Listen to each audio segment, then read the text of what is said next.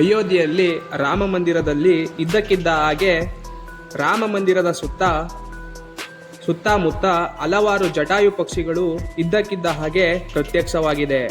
ಅಷ್ಟೇ ಅಲ್ಲದೆ ನೂರಾರು ಕೋತಿಗಳು ಕೂಡ ಇಲ್ಲಿ ದೇಗುಲದ ಸುತ್ತಮುತ್ತ ಇರುವುದನ್ನು ಕಂಡು ಅಲ್ಲಿಗೆ ಹೋಗಿದ್ದ ಭಕ್ತರು ಶಾಕ್ ಆಗಿ ಹೋಗಿದ್ದಾರೆ. ಯಾಕೆ ಇದ್ದಕ್ಕಿದ್ದ ಹಾಗೆ ಅಯೋಧ್ಯೆಯ ರಾಮ ಮಂದಿರದ ಸುತ್ತ ಜಟಾಯು ಪಕ್ಷಿಗಳು ಹಾರಾಡಲು ಪ್ರಾರಂಭಿಸಿವೆ? ಯಾಕೆ ಇದ್ದಕ್ಕಿದ್ದ ಹಾಗೆ ಕೋತಿಗಳು ದೇವಾಲಯದ ಸುತ್ತಮುತ್ತ ನಿಂತಿವೆ? ಒಂದು ಪ್ರಶ್ನೆ ಅಯೋಧ್ಯೆಯ ರಾಮ ಮಂದಿರದಲ್ಲಿ ಬಂದ ಭಕ್ತಾದಿಗಳಿಗೆ ಪ್ರಶ್ನೆಯಾಗಿದೆ.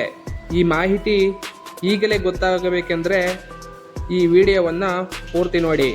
ರಾಮಾಯಣದ ಅರಣ್ಯಗಾಡುಗಳಲ್ಲಿ ಜಟಾಯು ಹದ್ದುಗಳ ರಾಜ ಎಂದು ಕರೆಯುತ್ತಾರೆ.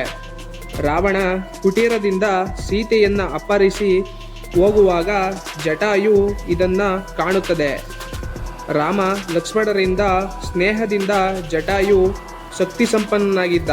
ಮುದುಕನಾಗಿರುವುದರಿಂದ ರಾವಣನೊಂದಿಗೆ ಹೇಗೆ ಹೋರಾಡಬೇಕೆಂದು ತಿಳಿಯದೆ ಹೋಗುತ್ತದೆ. ಸೀತೆಯ ಅಳುವಿಕೆಯ ನೋಡಿ ವಿಷಯ ತಿಳಿದ ರಾವಣನ ವಿರುದ್ಧ ಬರುತ್ತಾನೆ. ರಾವಣನ ಮುಂದೆ ಬಂದು ಜಟಾಯು ಎಚ್ಚರಿಸುತ್ತಾನೆ. ರಾವಣನ ರಥವನ್ನು ತಡೆಯುತ್ತಾನೆ. ರಾವಣನಿಗೆ ರೆಕ್ಕೆಯಿಂದ ಹೊಡೆದು ಘಾಸಿ ಮಾಡುತ್ತಾನೆ. ಜಟಾಯು ಹೀಗೆ ರಾವಣನಿಗೆ ನಾನಾ ಥರದ ತೊಂದರೆಯನ್ನು ಕೊಡುತ್ತಾನೆ. ಆದರೆ ಶಸ್ತ್ರಾಸ್ತ್ರ ಜ್ಞಾನಗಳಿಂದ ರಾವಣನಿಗೆ ಸಿಟ್ಟು ಬಂದಿತು. ಮಾಯಾಶಕ್ತಿ ಇರುವ ರಾವಣನಿಗೆ ಏನೂ ಆಗೋದಿಲ್ಲ. ರಾವಣ ಜಟಾಯುವಿನ ಕಾಟ ತಡೆಯಲಾಗದೆ ಕತ್ತಿಯನ್ನು ತಗೊಂಡು ರೆಕ್ಕೆಗಳನ್ನು ಕತ್ತರಿಸಿ ಹೋಗುತ್ತಾನೆ. ಅನೇಕ ಬಾಣಗಳನ್ನು ಬಿಡುತ್ತಾನೆ.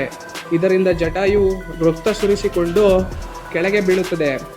ಇವರಿಬ್ಬರ ನಡುವೆ ಆ ಹೋರಾಟ ನಡೆದಾಗ ಅರಣ್ಯದಲ್ಲಿ ಕೋಲಾಹಲ ನಡೆಯಿತು. ಕೊನೆಯ ಮಾತಿನಂತೆ ಜಟಾಯು ಹೇಳುತ್ತಾ, ನಿನಗೆ ತಾತ್ಕಾಲಿಕ ಜಯ ಸಿಕ್ಕಿದೆ, ಆದರೆ ಅಧರ್ಮಯಾದ ನಿನಗೆ ಜಯವು ಕೊನೆಗೆ ನಿನಗೆ ಸಿಗುವುದಿಲ್ಲ. ನಿನಗೆ ಕಟ್ಟಿಟ್ಟ ಬುತ್ತಿ.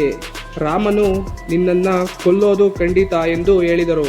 ರಾವಣನು ಜಟಾಯುವಿನ ಕಡೆ ತಲೆಯನ್ನು ಕೆಡಿಸಿಕೊಳ್ಳೋದೇ ಇಲ್ಲ. ರಾವಣನ ರಥವು ಆಕಾಶದಲ್ಲಿ ಹೋಗುವಾಗ ಒಂದು ಪರ್ವತವನ್ನು ಕಂಡ ಸೀತೆ ತನ್ನ ಆಭರಣಗಳನ್ನು ಕಟ್ಟಿ ಬಿಸಾಕುತ್ತಾಳೆ. ಆ ಪರ್ವತವು ಋಷಿಮುಖ ಪರ್ವತವಾಗಿತ್ತು. ಅಲ್ಲೇ ಇರುವ ವಾನರರು ಕೆಳಗಿಂದ ಮೇಲೆ ನೋಡುತ್ತಾರೆ. ಏ ಲಕ್ಷ್ಮಣ ಎಂಬ ಹೆಣ್ಣಿನ ಧ್ವನಿ ಕೇಳುತ್ತದೆ. ವಾನರು ಆಭರಣಗಳನ್ನು ತಮ್ಮಲ್ಲೇ ಇರಿಸಿಕೊಳ್ಳುತ್ತಾರೆ. ಯಾವುದೋ ರಾಕ್ಷಸ ಹೆಣ್ಣನ್ನು ಕೊಯ್ಯುತ್ತಿದ್ದಾನೆ, ಯಾರಾದರೂ ಹುಡುಕಿಕೊಂಡು ಬಂದರೆ ಕೊಡೋಣ ಎಂದು ನಿಶ್ಚಯಿಸುತ್ತಾರೆ. ರಾವಣ ಸೀತೆಯನ್ನು ಲಂಕೆಯ ಅರಮನೆಗೆ ಕರೆದು ಅಲ್ಲಿಯ ವೈಭೋಗವನ್ನು ತೋರಿಸಿ ತನ್ನ ಕಡೆ ಸೆಳೆಯುವ ಪ್ರಯತ್ನ ಪಡುತ್ತಾನೆ. ಸೀತೆಯು ರಾವಣನ ದುಷ್ಟ ಎಂದು ಕರೆದು ಅವನ ಜೊತೆ ಮಾತನಾಡುವುದಿಲ್ಲ. ಹಾಗೆ ಅವನಿಗೆ ತನ್ನ ಗಂಡನ ಬಗ್ಗೆ ಹೇಳುತ್ತಾನೆ. ನನ್ನ ಗಂಡ ಶ್ರೀರಾಮ ಬಂದರೆ ನಿನ್ನ ಇಡೀ ಲಂಕೆಯನ್ನು ನಾಶ ಮಾಡಿ ನನ್ನನ್ನು ಕರೆದುಕೊಂಡು ಹೋಗುತ್ತಾನೆ ಎಂದು ಸೀತೆ ಹೇಳುತ್ತಾಳೆ. ನಾನು ಗಂಡಸರನ್ನ ಕಣ್ಣು ಎತ್ತು ಸಹ ನೋಡುವುದಿಲ್ಲ ಅಂತ ಹೇಳ್ತಾಳೆ. ನೀನು ರಾಮನ ಬಳಿ ಕ್ಷಮೆ ಕೇಳಿಕೋ, ನಿನ್ನನ್ನು ಉಳಿಸಿಕೊಳ್ಳುತ್ತಾನೆ ಎಂದು ಹೇಳುತ್ತಾಳೆ. ಇದಕ್ಕೆ ರಾವಣನು ಸೀತೆಯನ್ನು ಗುರಾಯಿಸಿ ಲುಂಬಿನಿ ವನದಲ್ಲಿ ಹಾಕಲು ತನ್ನ ಸೇವಕರಿಗೆ ಹೇಳುತ್ತಾನೆ. 1 ವರ್ಷದಲ್ಲಿ ಸೀತೆ ನನಗೆ ಒಲಿಯದಿದ್ದರೆ ನಿಮಗೆ ಶಿಕ್ಷೆ ಕೊಡುತ್ತೇನೆ ಅಂತ ಅಲ್ಲಿಯ ರಾಕ್ಷಸರಿಗೆ ಹೇಳುತ್ತಾನೆ ಅಂತ ಸೇವಕರಿಗೆ ಹೇಳುತ್ತಾನೆ. ಅಶೋಕವನವು ಒಂದು ಸುಂದರ ವನವಾಗಿತ್ತು.